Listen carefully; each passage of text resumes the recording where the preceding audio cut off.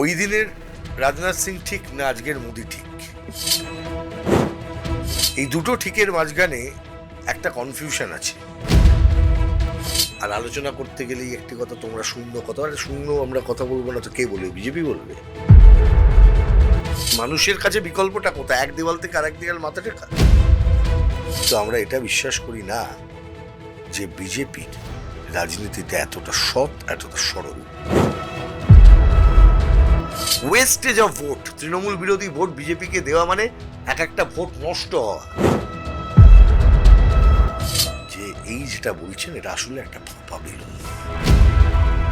2007 সালে সপ্তম বামফ্রন্ট সরকার, সপ্তম বামফ্রন্ট সরকারের তাদের স্লোগান ছিল কৃষি আমাদের ভিত্তি, শিল্প আমাদের ভবিষ্যৎ।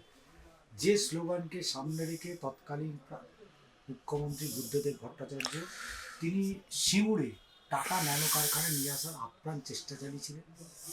সেই কারখানা যাতে না হয়, মুখ্যমন্ত্রী প্রায় 23 থেকে 24 দিন তিনি অনশন আন্দোলন করলেন। এবং সেই সময় বিজেপির সর্বভারতীয় সভাপতি ছিলেন এই রাজনাথ সিং। তিনি সেদিনকে বলেছিলেন যে আমি মমতা বন্দ্যোপাধ্যায় এই ইস্যুতে পূর্ণ সমর্থন জানাচ্ছি। এবার নরেন্দ্র মোদী মিটিং করতে আসবেন। এই সিঙ্গুরের মাঠে, এই সিঙ্গুরের জমিতে প্রধানমন্ত্রী নরেন্দ্র মোদী আসছে। তাহলে সেদিনকে রাজনাথ সিং যে কথাটা বলেছিলেন সেই কথাটা কি ঠিক ছিল, না আজকে প্রধানমন্ত্রী এই সিঙ্গুরে আসবেন, সিঙ্গুরে যে কথাটা এসে বলবেন সেটা ভুল? মুশকিলটা কোথায় জানেন? এই যে প্রশ্নটা করতে গেলে আপনাকে 2 মিনিট ভাবতে হবে। ওই দিনের রাজনাথ সিং ঠিক না আজকের মোদি ঠিক? এই দুটো ঠিকের মাঝখানে একটা কনফিউশন আছে। কিন্তু একটা সিদ্ধান্ত যে ঠিক ছিল আর আজও আছে, সেটা বুদ্ধদেব ভট্টাচার্য সরকারের শিল্প করার প্রয়োজনীয়তা সিঙ্গুরের জমিতে। আজকে দেখুন, সর্ষে ছড়িয়েছিলেন মমতা বন্দ্যোপাধ্যায়, হয়নি। শিল্প করার কথা নিজেই বলে এসছিলেন কিছুকাল আগে, আবার এখন এরা বলছেন। তার মানে শিল্প হবার কথাই ছিল। মাঝখান থেকে একটা জমির দালাল সেকশন তাদের সরাসরি সহায়তায় তৎকালীন কিছু নেতা তৃণমূলের, তাদের মদতে এবং সরাসরি আরএসএস এর দেখানো পথে, সেই জন্যে টাটার ন্যানো কারখানা পশ্চিমবঙ্গ থেকে সোজা উড়ে সারা ভারতবর্ষে কোথাও না গিয়ে গুজরাটে সানান্দে গেছিল, মোদিকে উপহার দিয়েছিলেন।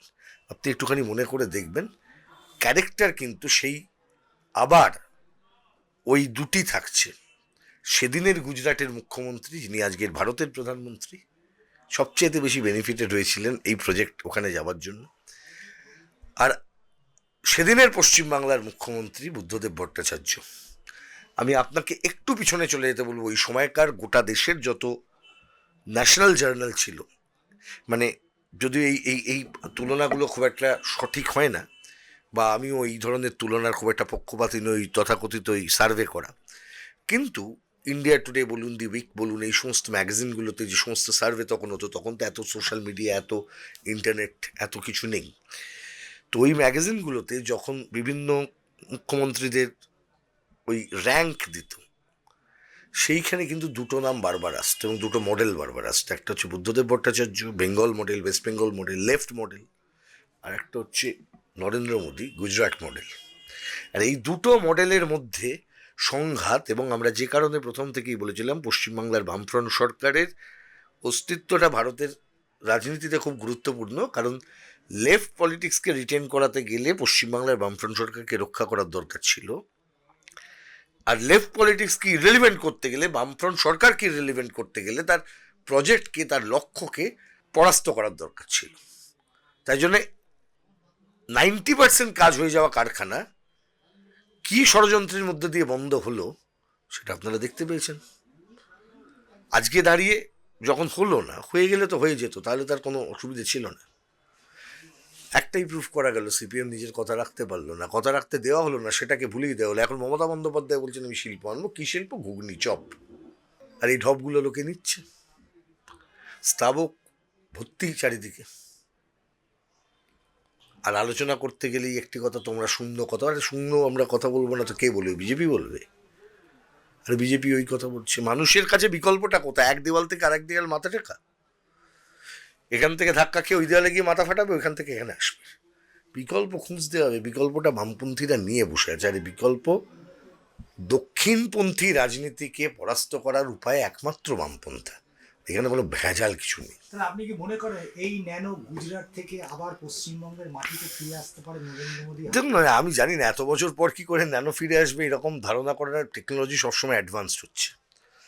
অন্য কিছু কখনো কোথাও ফিরে এলে আমরা বামপন্থীরা তাকে স্বাগত নিশ্চয়ই জানাবো বাংলার মাটিতে। কিন্তু আমরা এটা বিশ্বাস করি না যে বিজেপির রাজনীতিতে এতটা সৎ, এতটা সরল। বিজেপি বাংলার মাটিতে শিল্প নিয়ে আসবে, এই ব্যাপারটা বিশ্বাস করতেই কিন্তু একটুখানি সমস্যা হবে। ভারতীয় জনতা পার্টি যারা সিরিয়াসই নয় বাংলা নিয়ে, তারা কি করে আনবে? ভারতীয় জনতা পার্টি তৃণমূলকে সরাবে সিরিয়াস মনে হচ্ছে দেখে দেখে মনে হচ্ছে বিজেপিকে এই বিজেপি তৃণমূলের বিরুদ্ধে কিছু করবে? ওয়েস্টেজ অফ ভোট, তৃণমূল বিরোধী ভোট বিজেপিকে দেওয়া মানে এক একটা ভোট নষ্ট হওয়া। ওটা করবেন না। তাহলে শ্রমিক ভরসা দিলীপ ঘোষ, সুকান্ত, কি হবে? শুভেন্দু কি করলো 14 সাল থেকে? দোনো লাড্ডু দোনো হাত পার 2014 থেকে চালাচ্ছে। কি হচ্ছে? 14 থেকে 26 কেটে গেল, 12 বছর সময় পেয়েছিল। 12 বছর, 12 ইয়ার্স ইন পলিটিক্স। আরে 13 বছরে অনেক কিছু বদলে যায় হিসেব, 12-13 বছরে। আর 13-12 বছর সময় পেলে একটা রাজনৈতিক দল যারা কেন্দ্রে সরকার চালায়, তারা এই রাজ্যে মমতা ব্যানার্জিকে সরাতে পারলো না। এটা বিশ্বাসযোগ্য? সেই কারণ থেকে বিজেপি এসব নিয়ে একটা মাথা কামাচ্ছে না। বিজেপি এখন হিন্দুত্ব হিন্দুত্ব হিন্দুত্ব হিন্দুত্ব করে বেড়াচ্ছে। নইস নাগরিকত্ব, SIR, মুক্তসুখ করে লোককে চলো লাইনে দাঁড় করো, হ্যারাস করেই চলছে। সারা দেশ জুড়ে বাংলায় কথা বললে মার খাচ্ছে লোকে। পরিযায়ী শ্রমিকরা আক্রান্ত হচ্ছে। 10 ফুট বাই 10 ফুটের ঘরে থাকে বম্বেতে, গুজরাটে, আহমেদাবাদে, উড়িষ্যায়, কর্ণাটকে, তামিলনাড়ুতে গাদাগাদি করে লোক থাকছে। আমাদের গ্রাম বাংলার ছেলেরা এখানে গ্রামের পর গ্রাম পুরুষ শূন্য হয়ে থাকছে। কষ্ট করে প্রধানমন্ত্রী এখানে বাংলা বলছে। কি দরকার? আর তুমি আমরা এসে বসে এখানে বিকেলবেলা চা সিঙ্গারা খাচ্ছি। আমরা এইভাবে চলতে থাকলে তত্তর করে আমরা এগোবো। বাংলার ভবিষ্যৎ উজ্জ্বল।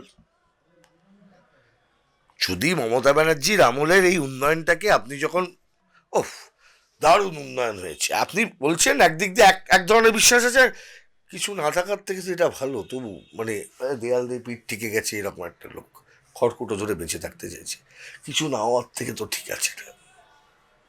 কিন্তু যারা বলছেন না এটাকে, যে এরপরেও যারা একটা লাইন যুক্ত করছে, না না এ তো দারুণ ব্যাপার চলছে মমতা ব্যানার্জির আমলে, আমি দুটোকেই বলছি। আসলে আপনারা নিজেরাও জানেন যে এই যেটা বলছেন এটা আসলে একটা ফাঁপা বেলুন। ফাঁপা বেলুনের কোনো বাস্তবিক অস্তিত্ব নেই।